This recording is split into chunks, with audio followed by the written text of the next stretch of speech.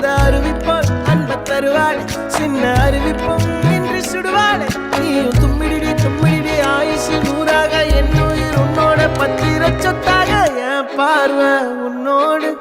உன் பொம்மை கண்ணோடு பேசாமல் விண்ணோடு